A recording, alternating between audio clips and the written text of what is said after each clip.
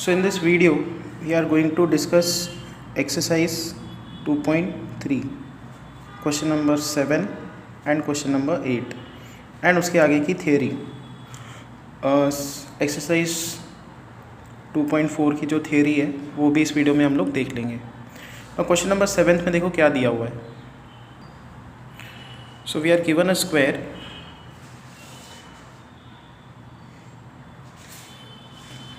जिसका जो साइड है इट इज़ ऑफ 1 यूनिट, इसका जो लेंथ है it is of 1 unit. So this is 1, this is 1, 1, 1। Then we have to mark mid points और फिर इसको ज्वाइन करना है, तो ये भी एक स्क्वायर बनेगा।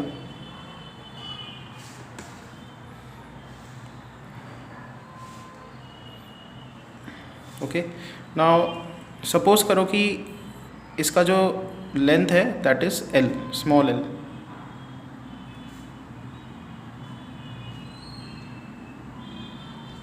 तो ये वाला लेंथ कितना होगा l/2, क्योंकि ये मिड पॉइंट है। उसके बाद ये भी कितना होगा l/2 और ये 90 डिग्रीज है and this is hypotenuse. Suppose करो कि इसका जो लेंथ है दैट इज x, तो हम लोग पाइथागोरस थ्योरम लगाएंगे। x square is equal to l/2 the whole square plus l/2 the whole square. यहाँ पे आएगा l²/4 plus l²/4 which is 2l²/4 which is equal to l²/2। तो ये जो बाहर का स्क्वायर है उसकी एरिया हम लोग लेंगे A1, that is L into L, that is L²। फिर ये जो सेकेंड स्क्वायर हमने बनाया जिसका साइड x है उसकी एरिया कितनी होगी, area A2 is x into x, that is x²। Next what is to be done is हम लोग फिर से इसका जो मिड पॉइंट है उसको ज्वाइन करेंगे। अक्रॉस जो मिड पॉइंट्स है हर साइड के वो ज्वाइन करेंगे।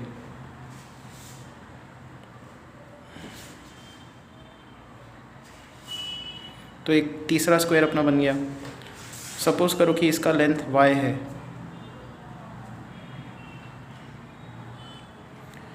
एंड फिर से पाइथागोरस थ्योरम हम लोग लगा सकते हैं।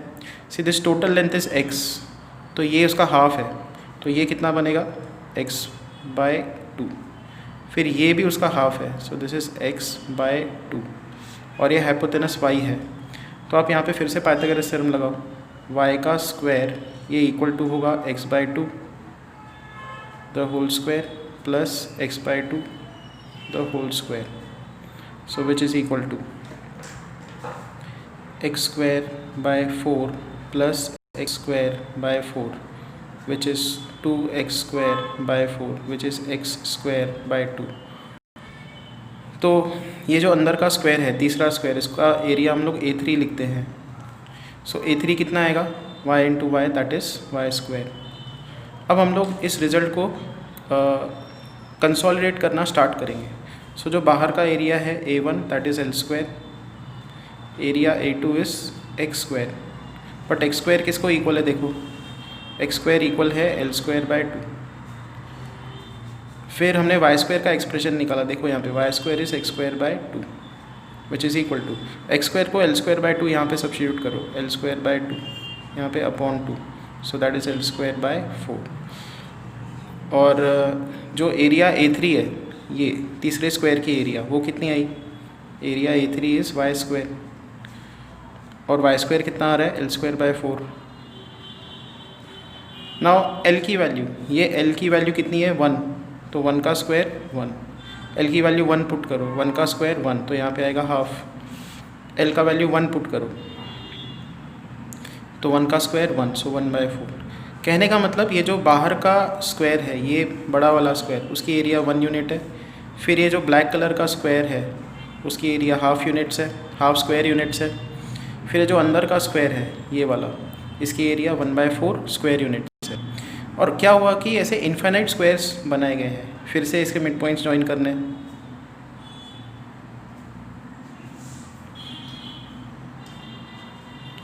फिर यहाँ पे मिड पॉइंट्स ज्वाइन किए। और ये प्रोसेस कंटिन्यू किया, तो इन्फाइनाइट स्क्वायर्स जो है बनते जाएंगे।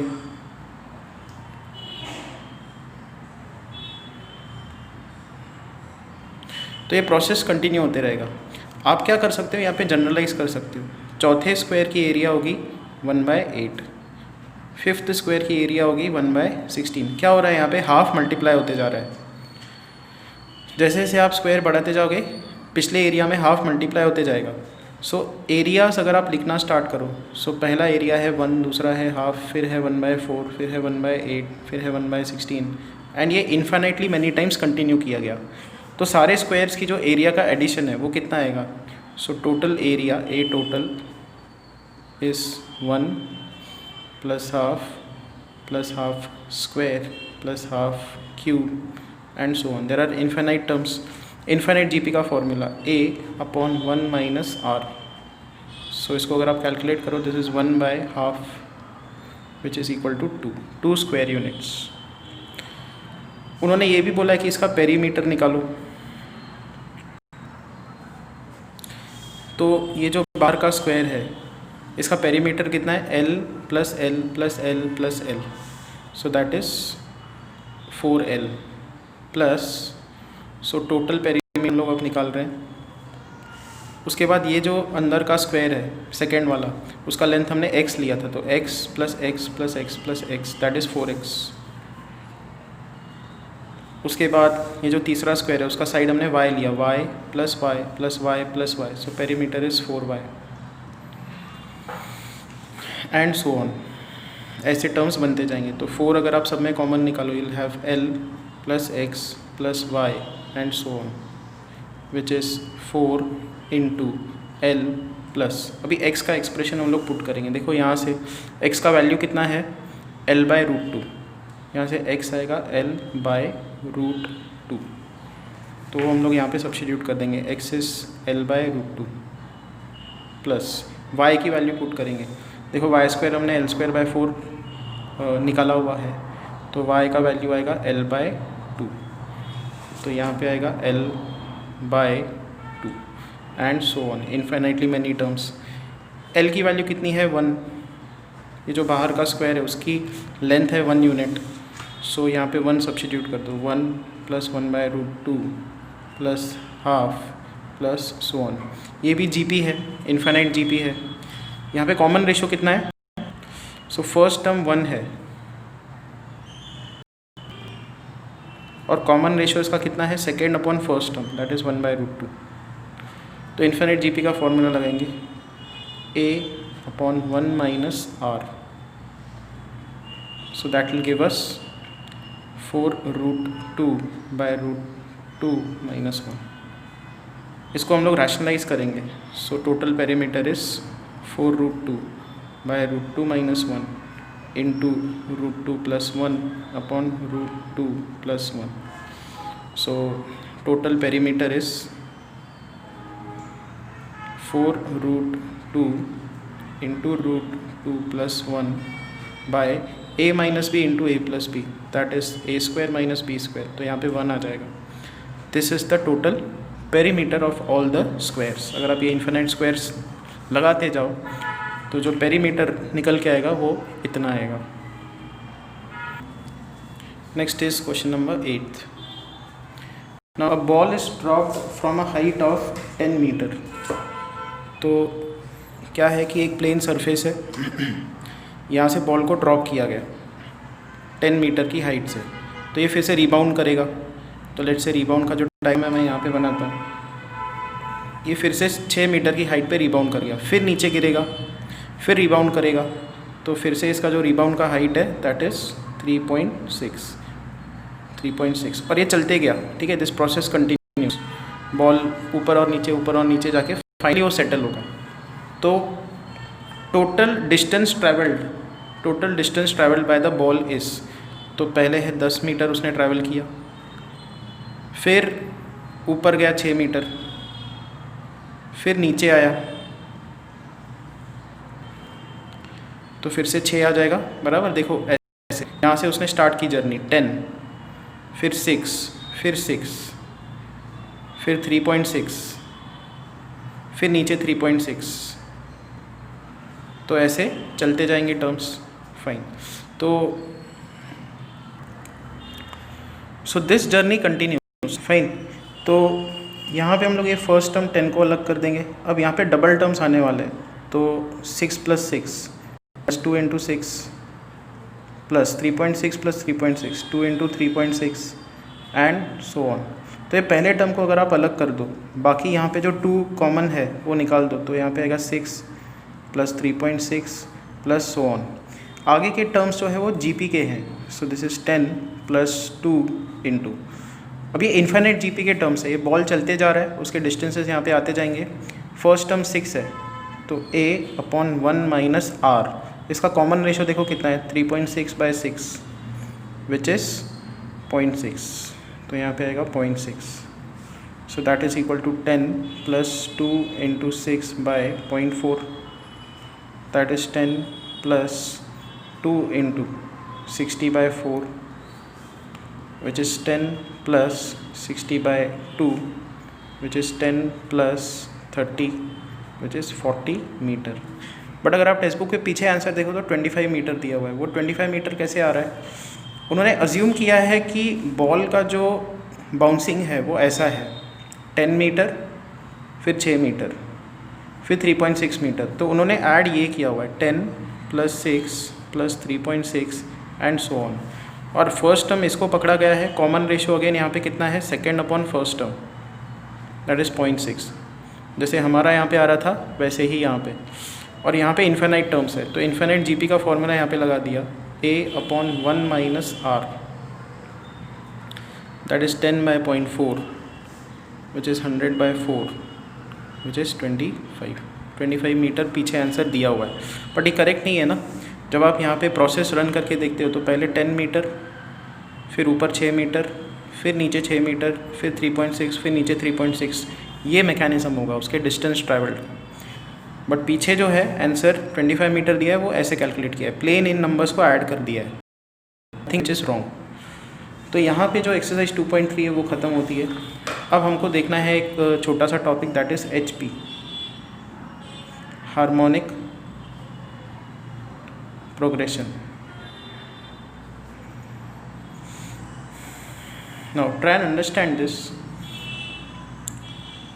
अगर ये दिया है कि term number 1, term number 2, term number 3 and so on, ये टर्म्स हार्मोनिक प्रोग्रेशन में है, तो आप इसका रेसिप्रोकल लगाओ, 1/T1, 1/T2, 1/T3, ये हो जाएंगे अरिथमेटिक प्रोग्रेशन में।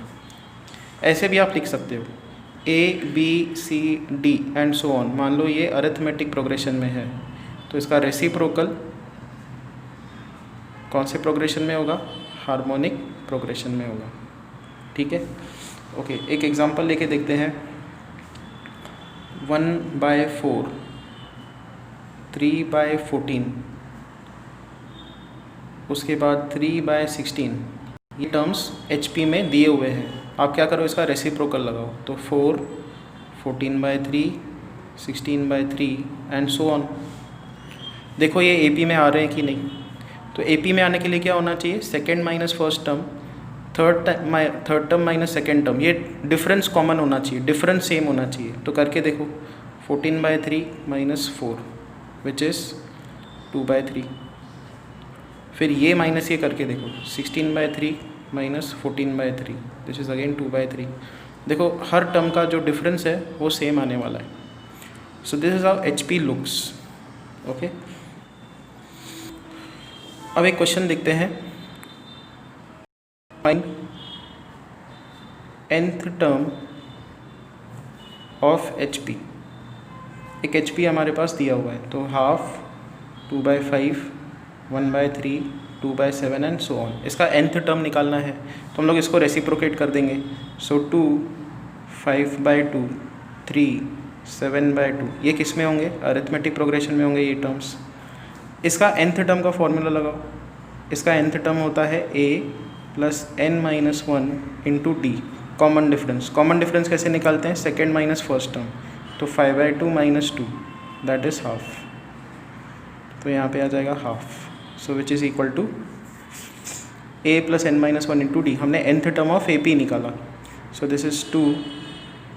अभी हाफ को आप लिख सकते हो 0.5, तो 0.5 को अंदर शिफ्ट कर दो, यहाँ पे आएगा 0.5 n minus 0.5। So nth term of A P is 0.5 n, 2 minus 0.5 that is plus 1.5। तो ये ए पी का nth टर्म आ गया। हमने देखा ए पी और एच पी उल्टे होते हैं। अगर ये nth टर्म ए पी का है तो nth टर्म एच पी का क्या होगा, इसका reciprocal 1/0.5 n plus 1.5। This is the nth term of H P. मतलब ये जो हार्मोनिक प्रोग्रेशन है इसका आपको nth टर्म चाहिए तो इस फॉर्मूले से निकल के आ जाएगा। n का वैल्यू 1 पुट करोगे तो ये मिलेगा, n का वैल्यू 2 पुट करोगे तो ये टर्म मिलेगा, n का वैल्यू 3 पुट करोगे तो ये टर्म मिलेगा, and so on. Similar kind of sum देखते हैं। हमारे पास एक एच पी दिया हुआ है, उसका nth टर्म निकालना है। सो 1/5, 1 minus 1/3 minus 1/7 and so on. Now this is H P, तो इसका ए पी कैसा दिखेगा, 5, 1 minus 3 minus 7 and so on. इसका nth टर्म क्या होगा, a plus n minus 1 into D. Common difference कितना है, 1 minus 5, so that is 5 minus 4n plus 4, so that is 9 minus 4n। ये nth टर्म ए पी का है, तो H P का nth टर्म कैसा दिखेगा, इसका रेसिप्रोकल 1/9 माइनस 4n। करके देखो, n का वैल्यू 1 पुट करो आपको ये टर्म मिलेगा, n का वैल्यू 2 पुट करो आपको ये मिलेगा। सो ये फॉर्मूला आपको nth term of H P generate करके देगा। Next topic that we have to see is types of means. Types of means. So first is arithmetic mean.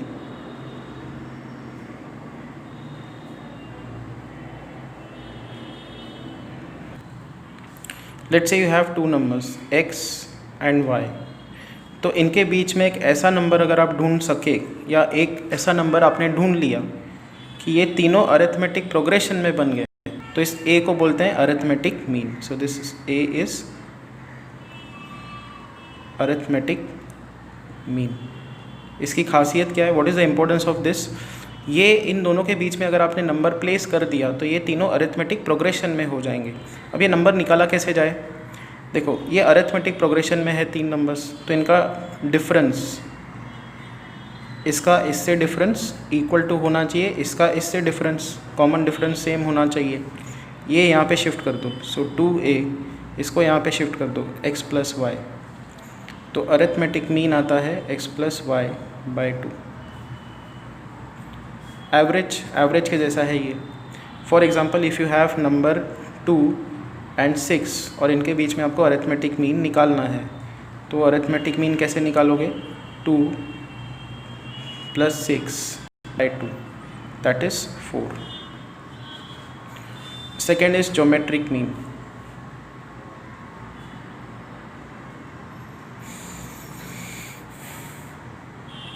Again suppose करो कि 2 नंबर्स है ए बी, और आपको एक बीच में नंबर आपने निकाला जी, सो दैट ये तीनों के तीनों ज्योमेट्रिक प्रोग्रेशन में बन गए, तो जी को हम लोग बोलेंगे ज्योमेट्रिक मीन, जीएम। तो इसको कैसे निकाला जाए, ज्योमेट्रिक प्रोग्रेशन का फॉर्मूला क्या होता है कि इसका इसके साथ रेशियो इक्वल टू होगा इसका इसके साथ रेशियो, क्रॉस मल्टीप्लाई करो, you'll get g square is ab and you'll have g is equal to root of ab। तो ज्योमेट्रिक मीन ऐसे निकाला जाता है। फॉर एग्ज़ाम्पल अगर एक नंबर है 2 और फिर एक नंबर है 18, ये 2 नंबर्स है, ठीक है, और बीच में हमको इनका ज्योमेट्रिक मीन निकालना है। एक ऐसा नंबर प्लेस करना है यहाँ पे कि तीनों के तीनों ज्योमेट्रिक प्रोग्रेशन में आ जाएं। तो लेट्स से वो नंबर है g, तो g हम लोग इस फॉर्मूले से कैलकुलेट करेंगे, तो g is root of a b, that is root of 36 which is 6। तो इन दोनों का ज्योमेट्रिक मीन 6 है, 2, 6, 18 ये ज्योमेट्रिक प्रोग्रेशन में बैठ गए। तो ऐसे हम लोग ज्योमेट्रिक मीन निकालेंगे। Similarly there is something called as harmonic mean. अगर आपके पास दो नंबर्स है x, y और अगर आपने बीच में एक नंबर h बिठा दिया सच दैट ये तीनों के तीनों बन गए हार्मोनिक प्रोग्रेशन में, तो h को हम लोग बोलेंगे हार्मोनिक मीन। ये तीनों हार्मोनिक प्रोग्रेशन में है और h को आप बोलोगे harmonic mean. Fine, okay. Again वो कैसे निकाला जाए? तो 1/x, 1/h, 1/y ये किस में बनेंगे? AP में बन जाएंगे। AP का रिलेशन क्या होता है कि इनका common difference 1/h minus 1/x equal to होना चाहिए 1/y माइनस 1/h। इस टर्म को यहाँ पे शिफ्ट करेंगे, so will get 2/h is equal to, इसको यहाँ पे शिफ्ट करेंगे 1/x प्लस 1/y। ऐसे निकाला जाएगा harmonic mean. So remember this relations. Harmonic mean x और y का ऐसे निकाला जाएगा, अरिथमेटिक मीन x और y का ऐसे निकाला जाएगा, ये फॉर्मूला है, और geometric mean root of x y ऐसे निकाला जाएगा। तीनों फॉर्मूले याद रख लो। अब आते हैं इसी के रिलेटेड एक अगला concept, that is arithmetic mean is always greater than और equal to geometric mean, it is always greater than और इक्वल टू हार्मोनिक मीन। अगर दो नंबर से x एंड y, और अगर आप कैलकुलेट करके देखो a हमेशा ग्रेटर मिलेगा या लेस दैन और इक्वल टू ग्रेटर देन और इक्वल टू g मिलेगा, g ग्रेटर देन और इक्वल टू h मिलेगा। ठीक है, और इसको प्रूव करते हैं। यहाँ पे पहले मैं एक्सप्रेशंस लिख देता हूँ। a क्या होता है दो नंबर्स का x plus Y by 2, g क्या होता है इन दोनों नंबर्स का root of x y, and h क्या होता है इन दोनों नंबर्स का 2/h is equal to 1/x plus 1/y। अभी हमने डिराइव किया ज्योमेट्रिक मीन का फॉर्मूला, अरिथमेटिक मीन का फॉर्मूला, हार्मोनिक मीन का फॉर्मूला। फाइन, तो हम लोग इस रिलेशन से अब स्टार्ट करते हैं। देखो 2/h is equal to y, यहाँ पे शिफ्ट करो x यहाँ पे plus x divided by x y. So 2/h is equal, यहाँ से x प्लस वाई का एक्सप्रेशन देखो क्या है, x plus y is equal to 2a। ये हम लोग यहाँ पे सब्स्टिट्यूट कर देंगे, so 2a divided by x into y क्या है, देखो यहाँ से हम लोग x इंटू वाई निकाल सकते हैं, इसको स्क्वायर करो, x y is g square, x into y is g square. तो यहाँ पे ये 2 कैंसिल आउट होगा, जी स्क्वायर यहाँ पे शिफ्ट कर दो इज इक्वल टू ah। एक तो ये रिलेशन आपको याद रखनी है, ज्योमेट्रिक मीन का स्क्वायर होगा arithmetic mean into harmonic mean. अब हम लोग इस प्रूफ पे आते हैं। See root X minus root Y the whole square, किसी भी नंबर का अगर आप स्क्वायर करते हो तो वो ग्रेटर दैन और इक्वल टू 0 होगा, पॉजिटिव होगा या तो 0 होगा, बराबर। स्क्वायर कर रहे हो तो इसका स्क्वायर लगाओ, इसका स्क्वायर प्लस इसका square minus 2 root X root Y is always positive. a minus B square का फॉर्मूला लगा दिया, so x plus Y is always greater than equal to 2 root X Y. 2 को नीचे शिफ्ट कर देंगे तो x plus Y by 2 is greater than और equal to root X Y.